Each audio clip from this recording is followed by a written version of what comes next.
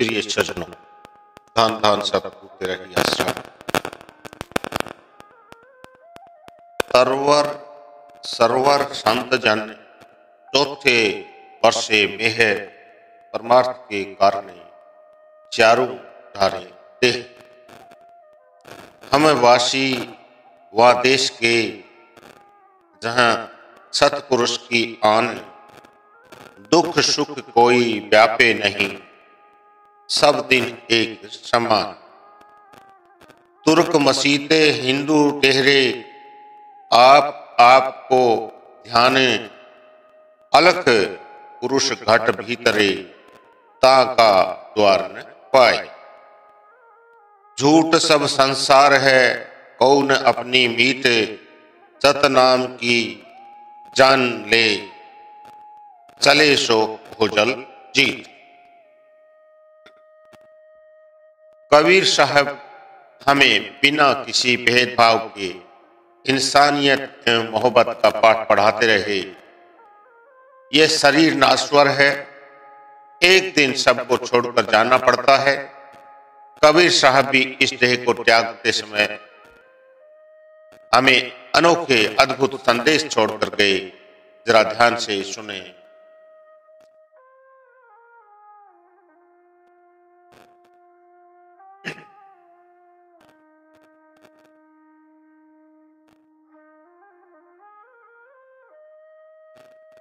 लगभग 100 वर्ष तक कबीर साहब अपने विचारों के द्वारा बनारस के रूढ़िवादियों को झकझोरते रहे, लेकिन एक अंतिम आघात अभी बाकी था।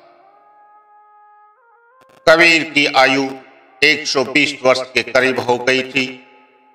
एक दिन उन्होंने घोषणा की कि मेरा अंतिम समय आ गया है और मैं मगहर में जाकर प्राण त्यागूंगा। मगहर को एक दुर्भाग्यपूर्ण नगर माना जाता था। लोगों का विश्वास था कि जो व्यक्ति काशी में प्राण त्यागता है उसे वैकुंठ प्राप्त होता है, परंतु जो मगहर में मरता है उसे अच्छी गति नहीं मिलती तथा उसका अगला जन्म गधे का होता है। कुछ विद्वानों और पंडितों ने कबीर साहब को समझाया, अपना धर्म समझा। उन्होंने कहा, लोग तो अपने अंतिम समय में दूर दूर से चलकर बनारस आते हैं ताकि इस नगरी में मरकर मुक्ति प्राप्त करें। हे कबीर, तूने सारी उम्र पूजा पाठ और धर्म शास्त्रों की आलोचना की है। इस पाप से मुक्त होने का एकमात्र उपाय पवित्र काशी नगरी में प्राण त्यागना है। कबीर साहब का उत्तर स्पष्ट और दृढ़ था।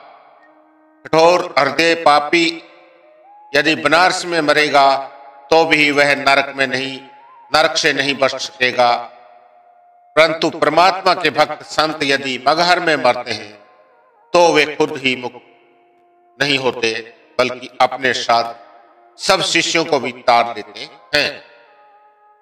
इसी प्रसंग में कबीर साहब ने आगे कहा, नरक क्या होता है और बेचारे स्वर्ग की क्या बिसात है।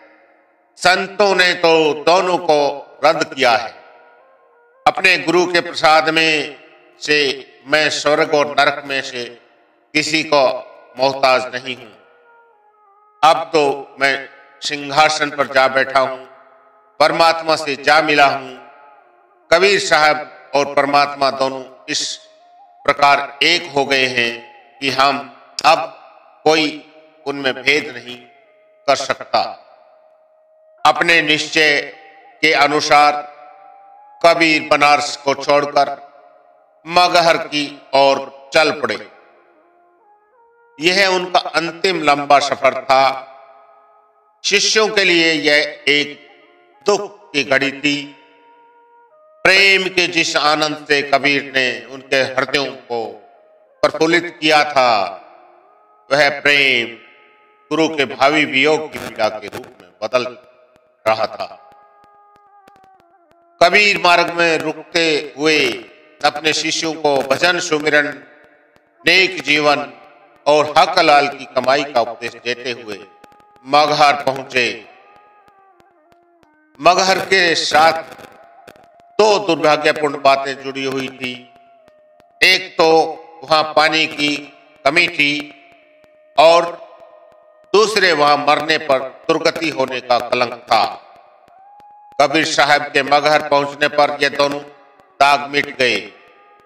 मगहर के पास से बहने वाली आमी नदी बारिश के 1-2 महीने को छोड़कर बाकी समय सूखी रहती थी। कहते हैं कि कबीर साहब के आने पर नदी बहने लगी और अब उसमें पूरे साल पानी रहता है।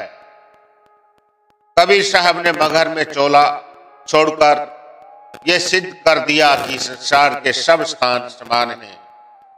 न बनारस स्वर्ग का दाता है, न मगहर नरक का कारण। एक दिन सुबह अपने शिष्यों को दर्शन देने के बाद कबीर अपनी कुटिया में चले गए तथा हुक्म दिया कि कोई अंदर न आए। जब दोपहर के बाद तक कबीर कुटिया से बाहर न आए तो उनके कुछ शिष्य अंदर गए। कबीर साहिब धरती पे लेटे हुए थे। सन्नाटा छा गया, सब हाथ परत रह गए। उनके मुख पर शांतिपूर्ण आभा थी, परंतु शरीर में जीवन के कोई चिन्ह नहीं थे। लहर जिस समुद्र से उठी थी उसी में समा चुकी थी। सन 1518 में कबीर साहब की आत्मा इस नाश्वर जगत को छोड़कर परम पिता परमात्मा में विलीन हो गई। यद्यपि कबीर साहब की अवस्था 100 वर्ष से अधिक थी, उनका मुख हमेशा रूहानी ज्योति से चमकता रहता था।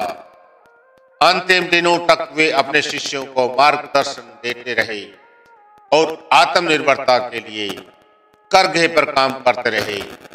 उम्र या सेहत उनके रूहानी मिशन को पूरा करने में कभी बाधक न बन सकी।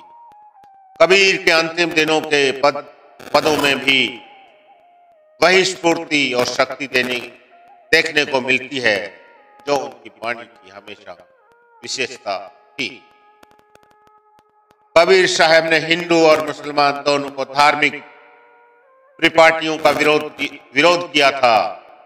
आप अक्सर कहते थे कि मैं ना हिंदू हूं ना मुसलमान, परंतु फिर भी उनके शिष्यों में उनके अंतिम संस्कार को लेकर मतभेद हो गया।